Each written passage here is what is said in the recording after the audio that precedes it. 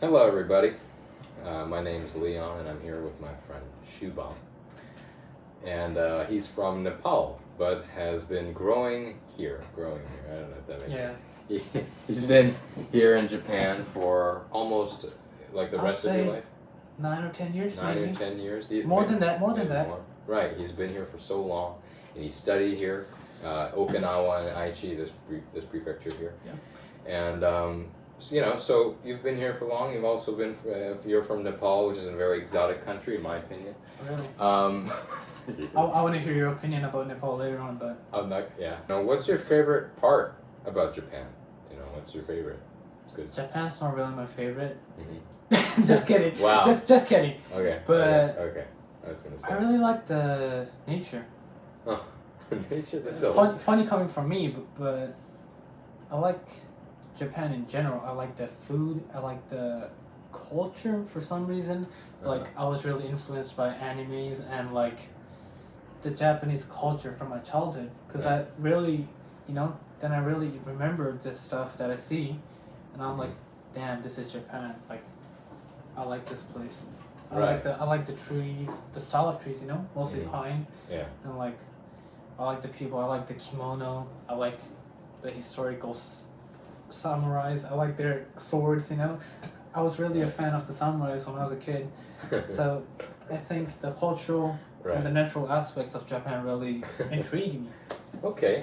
All right, that makes me happy because people are always talking about how strange Japan is. But while we're at it, what's something that you don't really like about Japan? Because why not? I want to hear it. I think Japanese people in general, the society, it's too polite. It's too rigid. I don't feel any sort of, not to say friendliness because they're all friendly, but it doesn't feel real. It's like it's a type of tatemae. That's what Japanese people call it. Yeah. But it's like it's outside. It's not like they're inside emotions. It's like everyone says the same stuff. It's like everyone's an NPC character. Everyone is programmed to say something, and it doesn't feel like it's coming from their heart. It doesn't feel like it's coming from moment to moment. It's like something they're programmed to do so they just say it. They just do it. That's what I feel. That's what I don't like about Japan. Okay. So they act out of politeness and it doesn't feel authentic, you mean? Yeah, that's what I feel most of the time. Okay. But once you get to know them, then you finally get to see their authenticness. Authenticity. Authenticity, that's the word. My vocabulary. Wow, okay. I mean, so speaking about that, so how about Nepal? Is Nepal blunt? Is it rather polite like Japan, or what do you think? It's not. I wouldn't say Nepali people are pretty blunt. They are, but it's not like they just make you feel bad because they're so blunt. But it's like, Nepali people share a lot. They, no matter who it is, like even if you don't know the person, you go, you talk to them, you try to know the person, and you actually say what you think rather than just saying something to everyone, saying the same thing to everyone, like having a certain programmed stuff you say. It's like it's different for everyone, but most people speak their minds.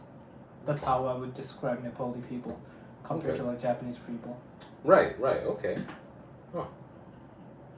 So as you will know now, there are a lot of people who are from Nepal or in Japan. Yeah. Especially in Nagoya, right? In this area.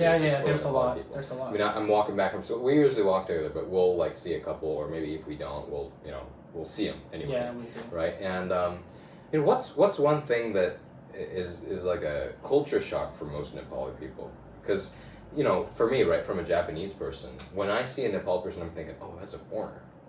But I won't go as far as like, oh my god, because I'm a guy, I'm a hafu myself, so. And they're usually good people. They're not bad people, but people think it's so. But is it something that they're doing that's putting them off, or what do you think about that? Like this whole view of Japanese people on Nepali people, or is it? I don't know. I think a main thing that shocks a lot of Nepali people are the shigoto nesshin part. Mm.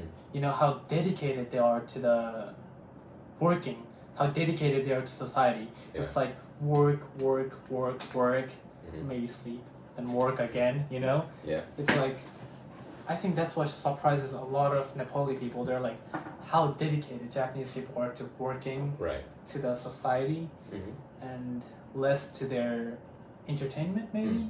And like they care less about themselves, but care about either their workplace, their company, or something else. You know, I think that's a cultural shock because the way I know Japan, because the books I read, the history books I read, like Japan's a super, you know, work dedicated.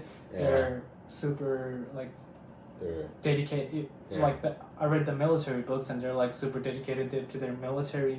They're like dedicated to their country. They have a certain goal, and they like always work towards it. I think that's what shocks a lot of Nepali people. Yeah, right. I mean, like Japanese stoicism, right? I guess. Oh. Never knew. Because my image was like, well, yeah, never. I don't know. Like the Nepali people I've met, you know, they're always laid back. But they can do work well, you know, but they're laid back. They know how to have fun too. You know, they know how to party. I know that.